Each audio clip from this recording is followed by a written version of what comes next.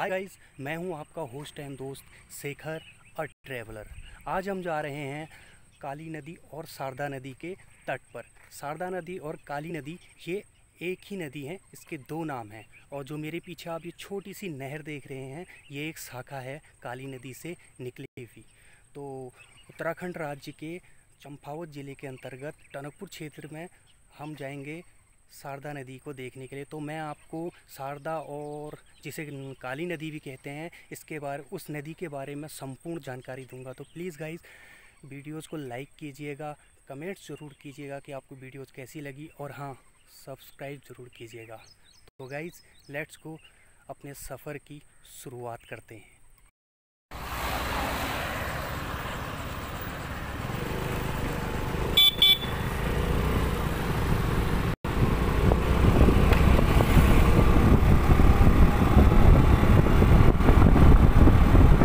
कहते हैं दोस्तों, कोई भी कार्य शुरू करने से पहले अपने परमेश्वर का नाम और उनको याद कर लेना ज़रूरी है। इसीलिए मैं ये मंदिर में लेकर आया हूँ आपको। बहुत ही खूबसूरत और भगवान शंकर की आप विशाल मूर्ति देख सकते हैं मेरे पीछे। तो यहाँ से अपने सफ़र की शुरुआत करते हैं।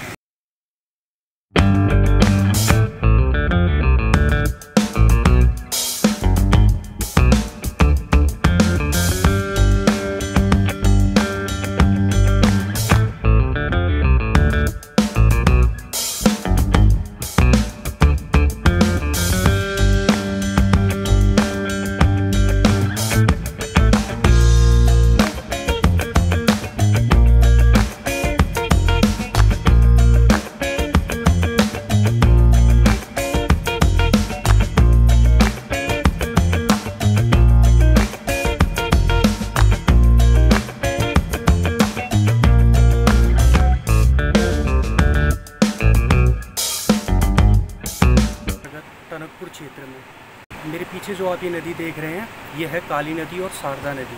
इस नदी के दो नाम हैं। हमारे कुमाऊं क्षेत्र में जब ये नदी बहती है तो इसे बोला जाता है काली नदी, और जब ये भावर और तराई क्षेत्र में यानी प्लेन्स एरिया में पहुंचती है तो इसे बोला जाता है शारदा नदी। तो फिलहाल मैं हूँ शारदा नदी और काली नदी के तट पर। इस नदी के उद्गम स्थल के बारे में कहा जाता है कि काला पानी इसका उद्गम स्थल है, और वहाँ पर से जो छोटी छोटी जल धाराएँ हैं तो उनसे ये नदी काला पानी से बहकर निकलती है। और इसी नदी से होते हुए भारत और तिब्बत के दरमियान जो रेशम मार्ग था, जिसे सिल्क रोड भी कहते हैं, जो 1962 इंडिया चाइना वार से पहले तक जो व्यापार होता था तिब्बत के साथ, वो इसी नदी के तटों से होते हुए मार्ग लिपियाधुरा से होते हुए तिब्बत में प्रवेश करता था। तो फिलहाल यह नदी फिलहाल टनकपुर में आने के बाद इसका नाम शारदा नदी हो जाता है। फिर ये नेपाल में प्रवेश करती है। नेपाल में प्रवेश करने के बाद फिर ये हमारे राज्य उत्तर प्रदेश में निकलती है। बहराइच में जाकर इस नदी को फिर सरयू नदी भी बोला जाता है, और उसके बाद इसमें कहते हैं कि इसका यमुना नदी में इसका मिलन हो जाता है। तो फिर उसके बाद ये यमुना नदी बनकर फिर गंगा नदी में मिल जाती है।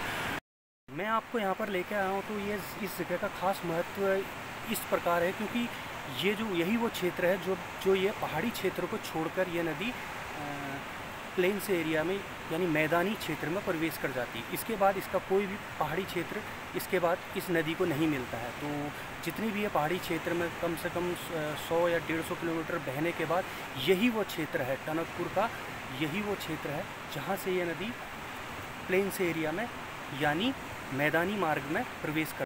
जीवन यापन के लिए इस नदी का बहुत ज़्यादा महत्व है, क्योंकि इस नदी से होते हुए इसी क्षेत्र के बाद भारत और नेपाल सरकार की जो मैदानी क्षेत्र हैं, जो उपजाऊ क्षेत्र हैं, यही नदी से होकर नहरें निकली हैं, और उसी के द्वारा खेतों की बहुत ज़्यादा यहाँ पर सिंचाई होती है। इस नदी के बारे में दोस्तों एक और चीज़ कहा जाता है कि यहाँ पर हमारा एक शक्तिपीठ है, माता सती का एक शक्तिपीठ है, माँ पूर्णागिरी का दरबार। तो पूर्णागिरी के कदमों को धोते हुए, उनके कदमों को स्पर्श करते हुए ये नदी बहती है। तो यहाँ से 16 या 17 किलोमीटर दूर एक पहाड़ी की चोटी पर हमारा माँ पूर्णागिरी का एक शक्तिपीठ स्थित है। कहा जाता है कि माता सती का नाभि वाला भाग इधर गिरा था, तो वहाँ से ये नदी उनके चरणों को स्पर्श करते हुए बहती है। तो इस नदी का यहाँ पर खास महत्व है। तो दोस्तों ज़्यादा देर न करते हुए मैं आपको दिखाता हूँ काली नदी और शारदा छोटी। तो बहुत ही सुहाना मौसम हुआ है दोस्तों। ये देखिए, ये अंतिम पहाड़ियाँ हैं, तो इसके बाद फिर ये मैदानी क्षेत्रों में प्रवेश कर जाती है। और ये नदी अपने पूरे यौवन पे है। ये बरसात के बाद कहा जाता है कि यह नदी अपने पूरे यौवन पे रहती है। तो आप देख सकते हैं इसमें, और ये वर्ष भर बहने वाली सदाबहार नदी है। तो ये देखिए इस नदी का कुछ खूबसूरत और प्राकृतिक दृश्य। ये देखिए, अभी यहाँ पर ये मैदानी क्षेत्रों में प्रवेश कर जाती है, तो आपको यहाँ पर पहाड़ नहीं दिखेंगे। अब मैं आपको थोड़ा सा उत्तर की तरफ लेके चलता हूँ। आप देखिए, ये धीरे धीरे छोटी छोटी पहाड़ियाँ, ये देखिए, ये छोटी छोटी पहाड़ियाँ ये प्रवेश कर गई हैं। और ये इन पहाड़ियों से निकली है। अब ये धीरे धीरे और ये दक्षिण की तरफ हम गए, तो ये दक्षिण की तरफ जाते ही ये नदी अभी मैदानी क्षेत्र में प्रवेश कर गई है।